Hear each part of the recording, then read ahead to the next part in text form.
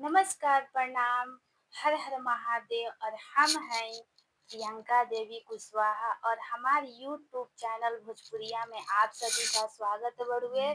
तो फिर से एगो लेके आ गइल बनी शिव चर्चा गीत रउआ सभे के सुनावे के। तो चली जा सुनी जा। भोला सुतल बाड़े नींद से जगाई कोई से। भोला सुतल बाड़े नींद से जगाई कोई से। भोला सुतल बाड़े नींद से जगाई कोई से। जगाई कोई से हो जगाई कोई से।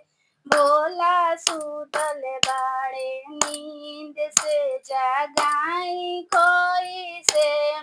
काशी नगरिया से जल भरी लाइनी।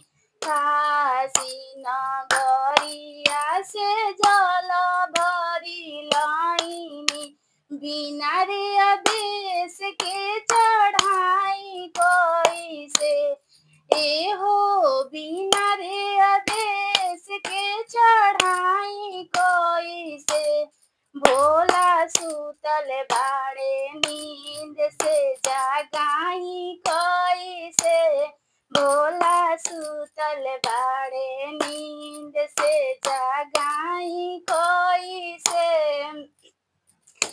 भंगिया के पीसी पीसी गोलावा बनवनी।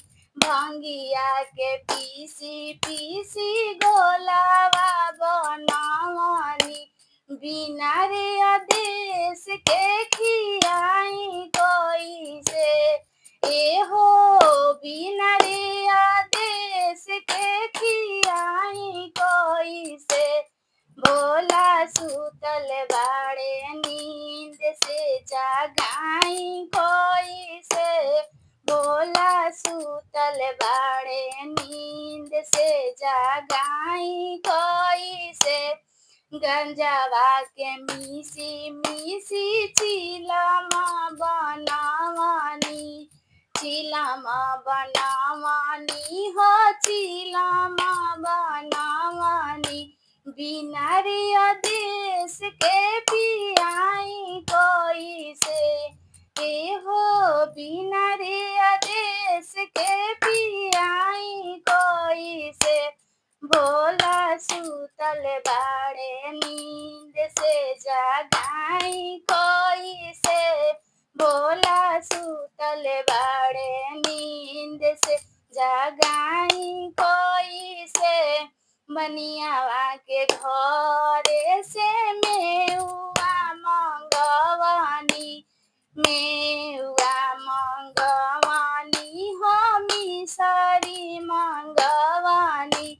बिना रे आदेश के भोग लगाई कोई से। एहो बिना रे आदेश के भोग लगाई कोई से।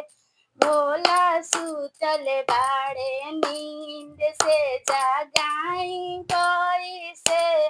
भोला सुतल बाड़े नींद से जगाई कोई से।